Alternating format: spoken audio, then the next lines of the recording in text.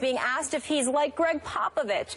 President Obama responded with this. Or maybe Aaron Rodgers in the pocket, in the sense of you can't be distracted by what's around you. You've got to be looking downfield.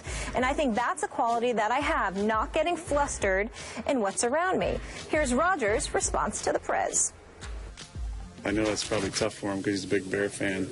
I appreciate that. He has a lot more responsibility, I think, than I do. And a tough job to do. I appreciate the comment. I mean, that's the highest form of respect that I can get from him, so I really appreciate that, especially being a Bear fan. Important to note that Obama made these comments before the Packers' 3-game losing streak. Stephen A., do you like this comparison? Well, I don't mind the comparison at all because, you know, no drama Obama, you know, our great president obviously is a fan of the bad man that is Aaron Rodgers. So it does not bother me at all. It seems apropos. I appreciate the leader of the free world, our commander-in-chief, associated himself with this level of greatness, this level of unparalleled talent as far as I'm concerned. So it's a beautiful, beautiful thing to see. I will acknowledge, however, that I'm glad we emphasized that this comment was made, what was it, weeks ago? When was it?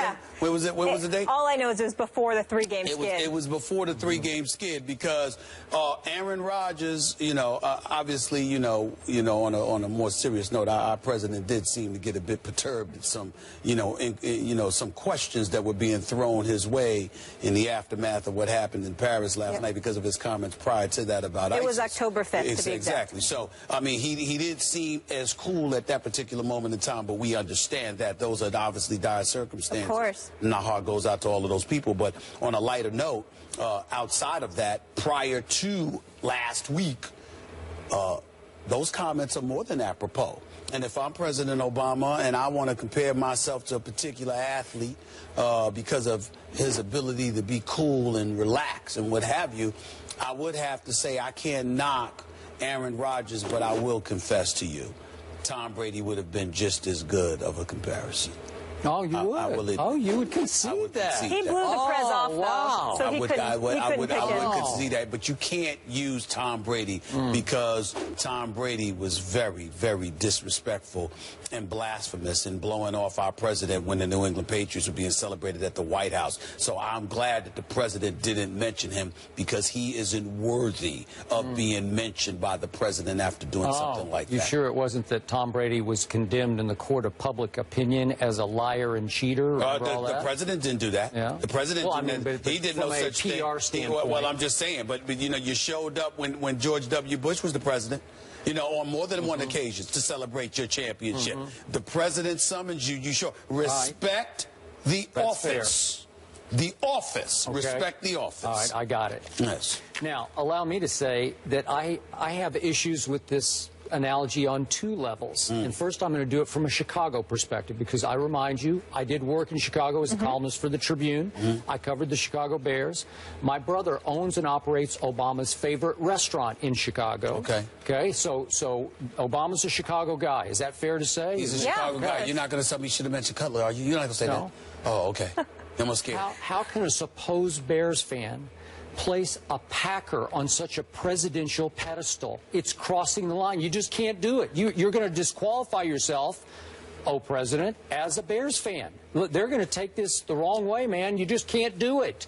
You cannot go there. Do you understand the depth of the rivalry between Chicago and Green Bay? I understand. It's historical. I understand what it used to be before Cutler arrived. Well, it still is. Trust me. The Bears fans take it very seriously, more seriously than any other rivalry in Chicago is Green Bay, Chicago. Bears, Packers. So I was shocked that he would go there, and Aaron acknowledged it. He said, gee, as a Bears fan, I'm honored by this, that even as a Bears fan, you would include me in this. That's a blunder on his part, on Obama's part, if you're a Bears fan. How can you do that to the Bears? Want me to tell you how you could do it? Because Ditka set the stage, Mike Ditka, with his commercials, where he's wearing the Green Bay jersey and the Green Bay bobblehead on top of his head. I'm just saying, Jerry Rice is wearing a Cowboys jersey. I know. What is that about? That was hard for me to stomach but that you're one. doing the commercial, you're having fun, you're getting compensated for it, because I can assure you Mike Ditka didn't do it for free, okay? So in light of all of those realities, if Ditka can go away conventional wisdom and tradition, how come our president can't do so? I would say that he has the right to do so if Mike Ditka did it. I don't think so. I think so. Okay, now let's go to the other level. Yep. Okay. Let's talk about football here. Let's talk about, I'm wondering if our president is now cringing over the remarks that he made on October 5th. Because the truth is that Aaron Rodgers just 2 weeks ago at Carolina on the crucial play of the game, the two-point conversion try, admitted that he saw something in the pocket and got scared. So Obama's saying, I want to be like Aaron Rodgers in the pocket. And Aaron admitted, I saw something in the pass rush. I got scared. And he failed to see Randall Cobb break wide open for an easy little pitch and catch touchdown in the end zone to, I think that was to tie the game.